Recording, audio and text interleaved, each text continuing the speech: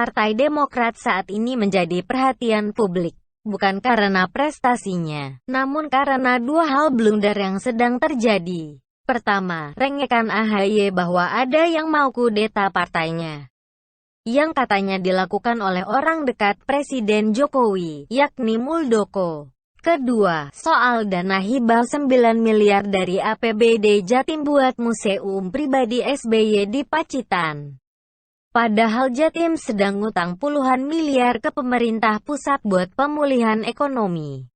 Kedua hal ini menyebabkan Demokrat mendapat tertawaan dan cemoohan dari publik, khususnya soal kudeta yang dituduhkan AHY. Bagai bola panas, isu kudeta makin lama membakar AHY sendiri. Dilempar ke arah manapun, akan kembali lagi ke AHY.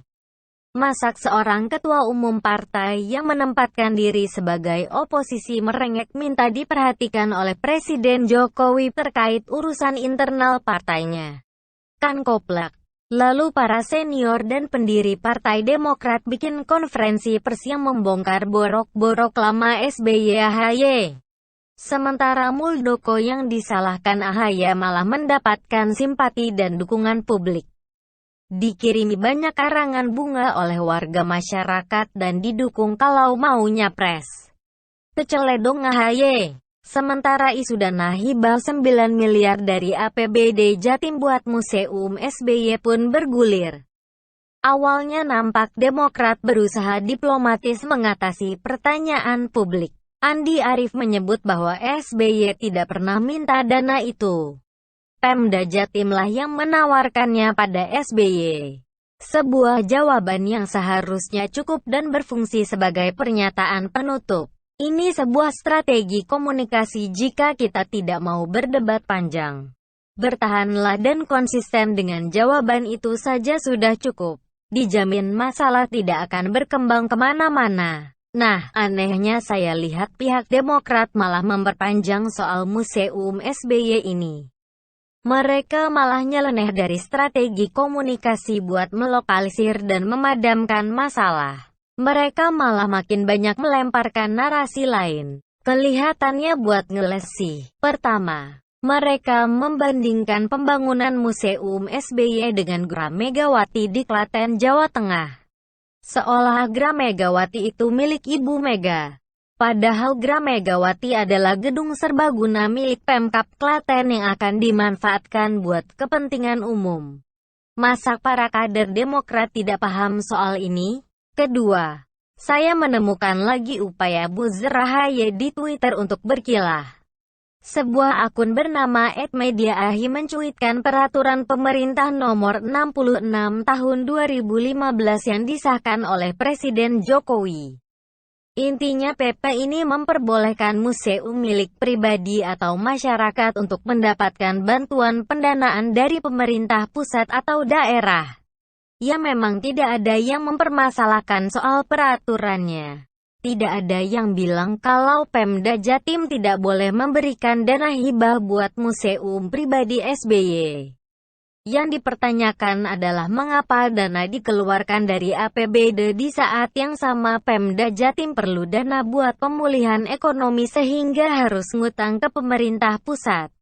Ketiga, upaya politisi Demokrat Rahlan Nasidik yang tiba-tiba menyamakan museum SBY dengan makam Gus Dur. Sembari menyebut bahwa makam Gus Dur itu dibangun negara. Nyatanya tidak. Sehingga menyebabkan dilayangkannya surat terbuka dari DPP Barisan Kader Gus Dur agar Rahlan mencabut pernyataannya.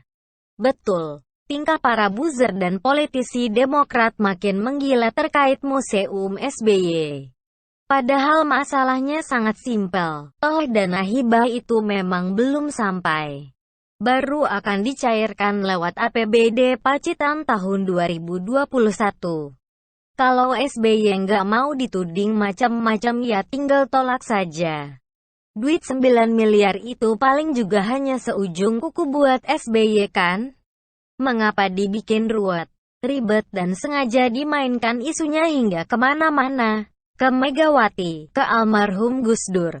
Rasanya saya bisa mencium bau-bau kemenyan dari balik kehebohan ini. Saya duga bahwa soal Museum SBY memang sengaja dibesar-besarkan buat pengalihan isu. Isu apa lagi kalau bukan blunder soal kudeta yang ditudingkan AHY. AHY sendiri tiba-tiba bikin klarifikasi bahwa Presiden Jokowi tidak tahu menahu tentang keterlibatan bawahannya Muldoko dalam soal kudeta Partai Demokrat. Seakan sedang berusaha membatasi isu kudeta sehingga tidak lagi dihubungkan dengan Presiden Jokowi. Saya juga membaca bahwa Ketua DPC Partai Demokrat Kabupaten Blora, Jateng, Bambang Susilo dicopot terkait dukungannya terhadap proses Kongres luar biasa. KLB ini sangat berpotensi akan mengganti AHY sebagai ketum Partai Demokrat. Ruhut Sitompul yang dulu pernah jadi politisi Partai Demokrat juga sudah memperingatkan AHY bahwa beberapa kader Demokrat sudah berkumpul di Jakarta untuk menggelar KLB. Ruhut menyebut para kader ini tidak takut menggelar KLB. Yang kayak gini itu seperti vonis kena COVID buat AHY. Sebuah bahaya nyata yang harus segera diatasi. Ditambah lagi dengan adanya analisa dari Direktur Eksekutif Indobarometer Muhammad Kodari. Kodari meragukan AHY terpilih secara aklamasi dalam Kongres Partai Demokrat bulan Maret tahun 2020 silam.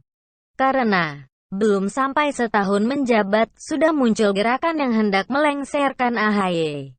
Artinya, aklamasi Partai Demokrat pada tahun lalu itu, Maret tahun 2020 itu, sebetulnya bukan aklamasi yang sejati, ucap Kodari. Jadi kalau belum setahun sudah ada gerakan politik itu menandakan bahwa kekuasaan di Demokrat saat ini tidak bulat, tutur Kodari. AHY sudah berada di ujung tanduk, hanya SBY yang bisa menyelamatkannya. Saya kira, di satu sisi para loyalis AHY berusaha menghebohkan publik dengan urusan Museum AHY. Sedangkan di sisi lain, SBY yang bergerak menghimpun kekuatan di internal partai buat menjaga kedudukan AHY. Kita lihat perkembangannya, apakah SBY masih sekuat dulu?